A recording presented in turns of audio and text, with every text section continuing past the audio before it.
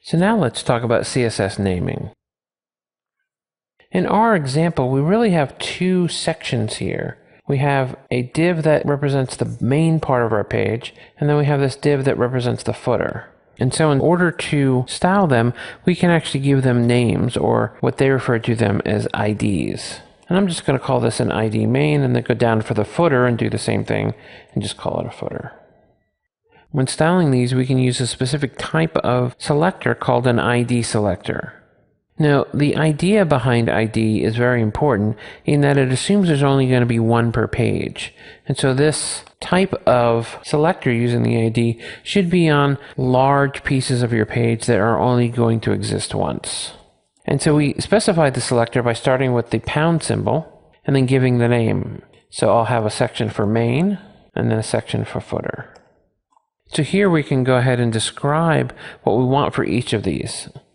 I'm going to specify the background color of my main element to be just a little bit gray. So we could go ahead and pick named colors here, but we can also use a syntax that's special to CSS that is a pound and then 3 digits for red, blue, and green. Visual Studio gives you this nice picker if you prefer, so you can go ahead and pick the color you're looking for, or you can just go ahead and type it in. This can either be 6 digits, where each 2 digits is a hexadecimal value of red, blue, and green, or it can be 1 digit, where each individual hexadecimal digit is how much blue and green on a 1 to 16 scale. So in our case, I'm just going to say EEE, and you can see that Visual Studio likes to give you a little preview of what that color will be. And I'll do the same thing for footer, but I'm going to make the footer darker. I'm going to say 222 to make it almost black. But almost black means our text is going to be hard to read, so let's go ahead and specify color, which is really the foreground color. And I'll use EEE again for that, just so we can have sort of the inverse. If we look at this in the browser, we can now see that we have this gray section on top that represents the entire main element. Now notice that because these are divs, they go all the way from edge to edge on the page, even though we're not using much of the horizontal space. Same with the footer. It goes all the way from edge to edge, and luckily the text is visible because we were able to change the foreground color so we could see it. Let's add a new section to our page. I'm going to do this by first taking the footer and the main section, and I'm going to wrap them in another div. We can have any levels of these that we need as just the structure of what our main part of our page is. And I'm going to create a new div on top that I'm going to give the ID of sidebar. Now this is going to be a section on the side of the page eventually that's going to include some user information and our menu. So let's first start with the user information. We're going to want an image, an IMG tag, that specifies a picture for the user. And then we're going to have a span, and a span is an inline section of code. Paragraph is always blocks of code. Spans are always smaller sections of code. And here we'll have the name of the login user. And I'm just specifying a dummy name of Sam Hastings for now. Now in order to fill out this image, we're going to need to specify a source, but we don't yet have images that we can reference. So images are more static files. So we need to create a section in our www root for them. So I'm going to create a new folder I'll call IMG for images. Again, what you call these and what the folder structure is up to you, but for our needs, this should be fine. And I'm going to add an existing file. And I just have a resources folder that if you have the right subscription and have access to all the source code, it'll include these images. But this could be any image. This is, in fact, just an image of some guy's head. And you'll notice that Visual Studio is going to give us that preview when we hover over it. But let's go ahead and, in the HTML, use that as a source. Notice we're getting IntelliSense for the source. It knows that all these are going to be inside the www root. So we can go ahead and say image, user. And image tags also require another attribute called alt.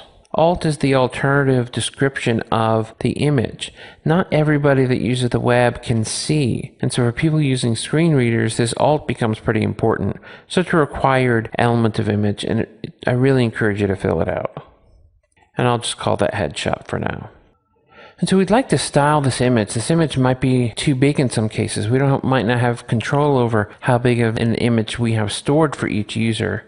And so we might want to force how large that image is. In fact, if we look at this in the browser, we'll see the image is pretty large. So we're going to want to constrain that for design purposes. We can do that with CSS. Now we could come in here and say sidebar image, and I'll use max width of 50 pixels. And what this relationship does, notice there's no comma here. It's not sidebar or image. This is an image that's inside of the sidebar. This, including two selectors next to each other, says walk down the hierarchy. So any image that ends up being inside of this section will get this rule applied to it. And we can see that actually works. But that's not a terribly good idea in the case of image, because you could be using a lot of other small images somewhere in the sidebar, and suddenly you'd have two things competing. And so another thing we can do is actually give something a class.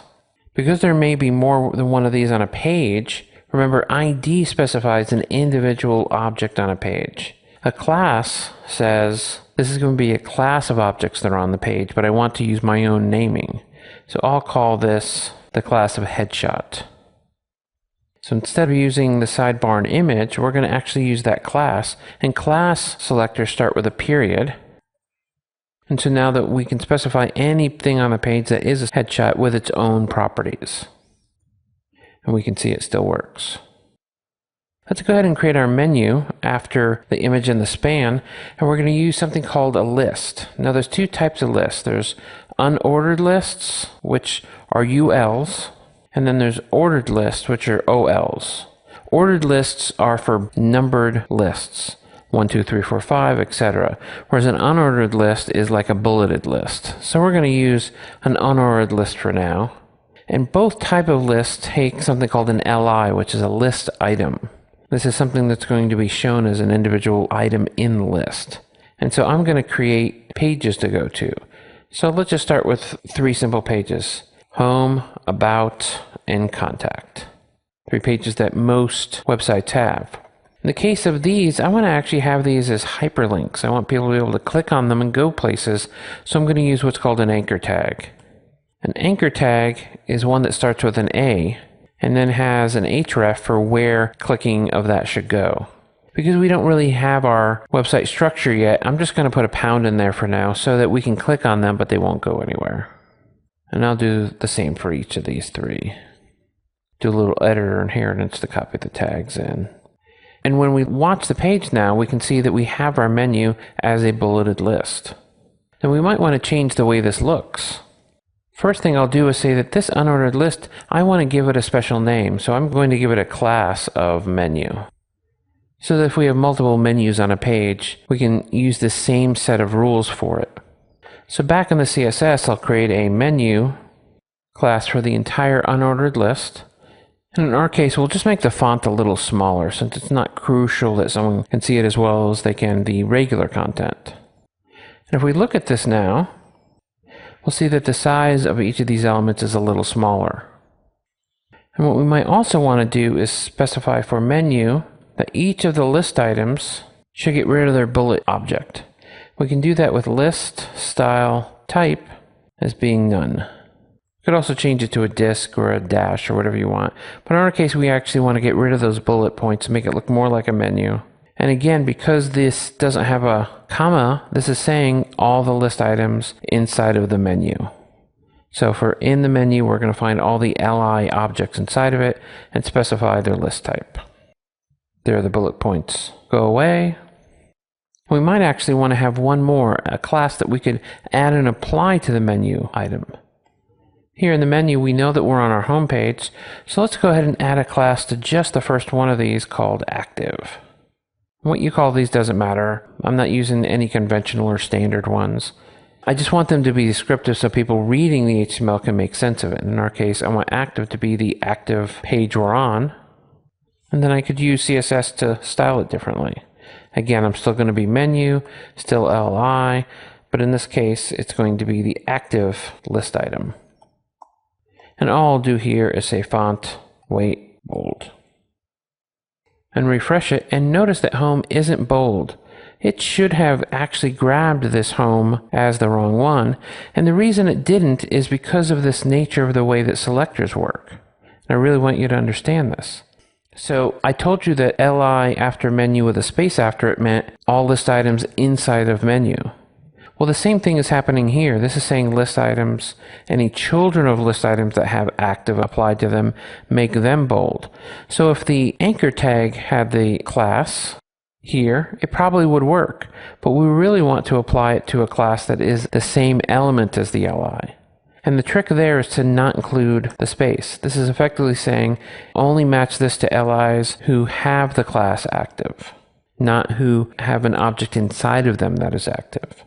By removing that space, and that space can be sometimes hard to notice or remember, we'll now see that the current page is now shown as home. And so by using a mix of both the ID tags for individual objects on a page and the classes, you can actually start to look and identify the individual elements that you want to control the rendering of using CSS. That's where CSS naming comes in. Let's talk about the box model next.